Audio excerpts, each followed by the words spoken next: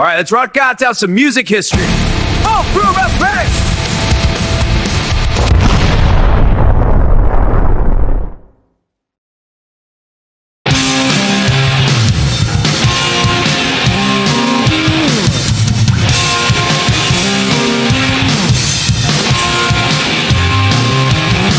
What's up, you degenerates? Welcome back to Music History with Joey. I'm your host, Joey, and today we're diving deep into the gutter of 1989.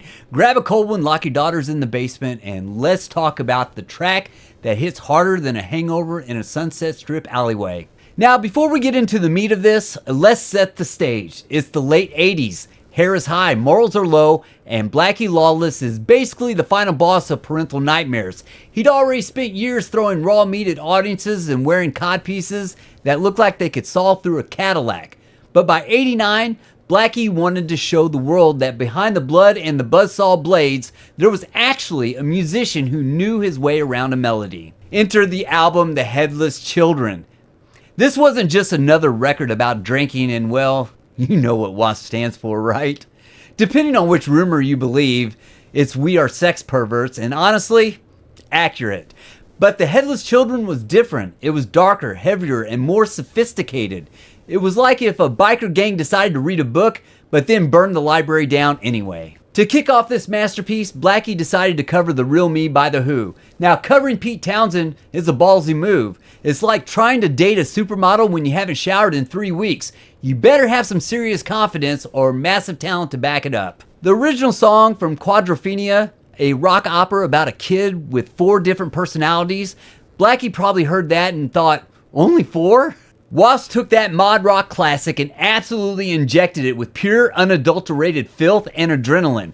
Johnny Rod's bass playing on this track, man, it's like a pneumatic drill to the chest. It's busy, it's aggressive, and it sounds like he's trying to fight the guitar while he's playing it. Check this out. Like rivers of flowing rain, strange people who know me from behind every window. And Blackie's vocals. He sounds like he's been gargling broken glass and Jack Daniels, and honestly, it's the most beautiful thing I've ever heard. Listen. Can you see the real me, doctor? Doctor? Can you see the real me, doctor?